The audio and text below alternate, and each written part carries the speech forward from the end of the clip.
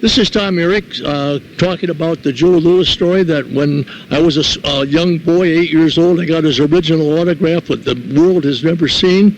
And I was going to Las Vegas, and I wanted to see a casino. And I stopped into Caesar's Palace, and believe it or not, the greeter was Joe Louis. And I told Mr. Louis that when I was 8 years old, I saw him with Jack Dempsey at the program, and he signed the program.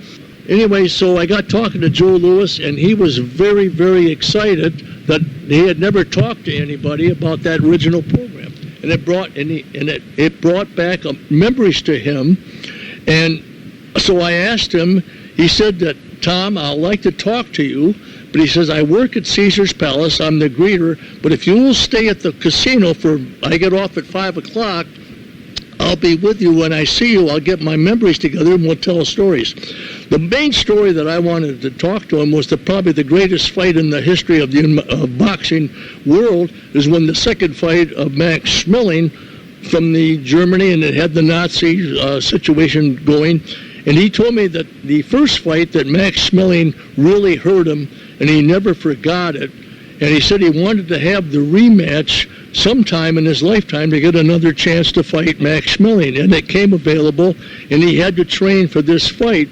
And he was training up in Rochester, New York, short distance, to go to the Madison Square Garden to meet Schmeling. And during his training, one of the handlers at the gym came up and said there was a man who wanted to see you in the bunkhouse, and Joe Louis had no idea who it was. So he went up there, and he went into the room, and he said he was in there all by himself, and there was a man sitting with a blanket in a wheelchair, and Louis didn't quite know who he was, and he kept looking. He said, my God, I think that's Franklin Delano Roosevelt, the president. What the heck is he doing here? And he said, yes, Joe, you're correct. I'm Roosevelt. We have a secret mission. The world has a problem, Joe. And Joe Louis told the President of the United States, Franklin Delano Roosevelt, he said, yes, sir, I know. I will do my very best when I meet Schmeling in New York. In the first 2 minutes of the fight, something like 2 minutes and 29 seconds, Louis decked him. And Joe Louis told me that he said he threw every punch he had as hard as he could, and every punch he threw was for the love of this country. Every punch. And he put him down, and Max Schmeling was in the hospital for 90 days. He had internal problems.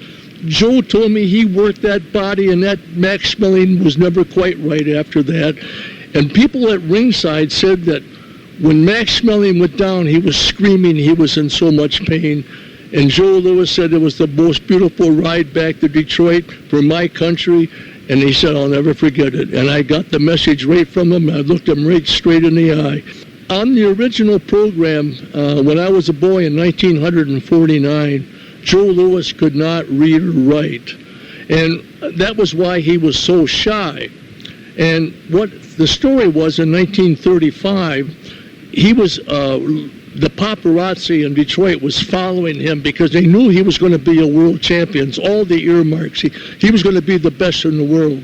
And they were right. But in the meantime, he had to get through 1935. And Joe Louis could not read or write. He was illiterate. And a young man came up to him and asked him for an autograph. Joe Louis did not know what to do because he can't read or write. Do I put a big X? What do I do? And he kept backing up, and he got to the wall and he quivered. A professional fighter cannot hit a regular person because that's a felony. If the two people get to a little fight, like in a disagreement, the officer will probably say, solve it, go home. But Joe Louis knew that when you go and you train, you're taught how to hurt and maim, and that's a felony, and you could go to prison. And Joe Louis always made the statement, you can run and you can't hide, and he experienced that because he couldn't sign his name. I have that autograph. It's very rare. You will see it. The world has never seen it. This program was a 10-cent program, and by the way, it also has Jack Dempsey on the other side. And this program doesn't say that he was world champion, but he was at that time. He lost it shortly after that. I saw his last fight when Marciano took care of him. But this program is very, very rare. I've tried to go all over the United States to get it, and I've been down. So I think maybe it's the only one. When I was there, it was not very many people there. There was no big fights. It was a promotion between the boxing promoters, between Jack Dempsey and Joe Louis. That night, I was able to talk to Jack Dempsey, one of the great fighters of all time. And then, lo and behold, about a couple of hours later, after the card, Joe Louis came up. He went to the ring. He ran around, and he was heading out to the corridor to Grand River. There was a great big car waiting for him. After all, it's Joe Louis. He was the champion of the world. Okay, last I saw Joe Louis, he entered the car, and I did a little research on him because I watched the great fight as a little boy when he fought in 1951 against Rocky Marciano. That was Joe Louis's last fight, and Marciano did not want to fight him because Joe was old and he was just tired. But what happened was that Joe Louis owed so much money on his taxes that his handlers mishandled him, and he didn't know. He was illiterate at that time.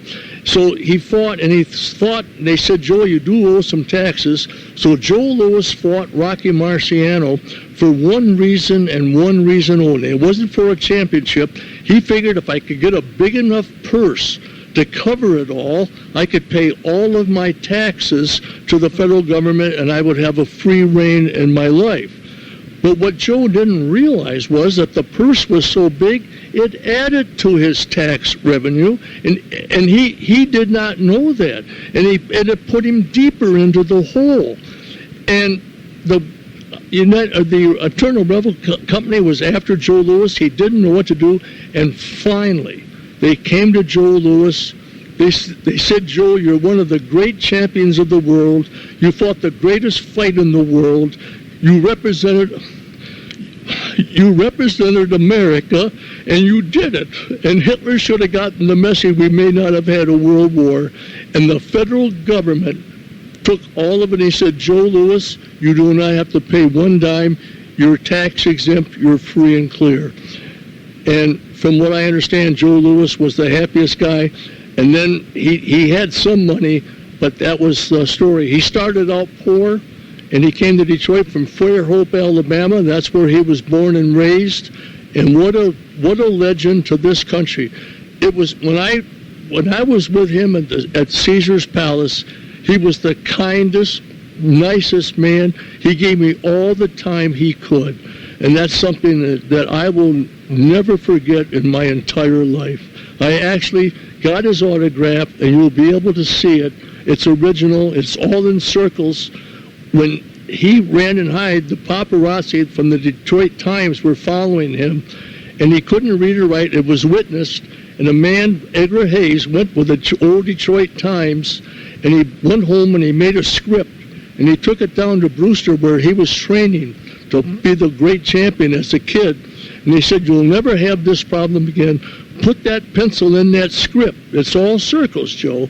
He didn't know the alphabet, you must remember. And he said, you'll never have this problem again. This is your autograph forever. Joe Louis remarried a woman by the name of Martha White. She was a fantastic attorney in Detroit, and she took Joe Louis aside for all of these years, and she told him how to write. She taught him the alphabet, and Joe Louis can sign a thing just in English and just like in script. And that's my memory of Joe Louis. I shook his hand. How many people at 8 years old has the opportunity in one evening to shake hands with Jack Dempsey, one of the greats of all time, the Manasseh Mauer, and also the same evening, Joe Louis.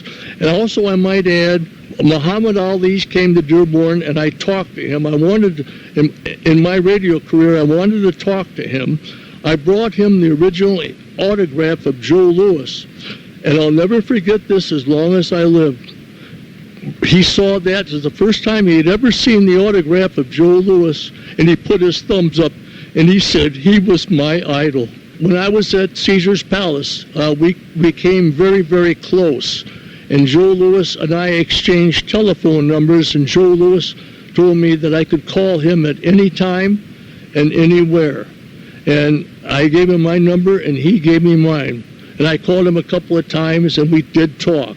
But at the end, Joe Louis is buried in Arlington National Cemetery as a great American leader, and if you ever get a chance to go to Arlington, stop by and look and talk to Joe Louis. The last time I was in Washington, I did that, and I cried. He's just a fantastic story.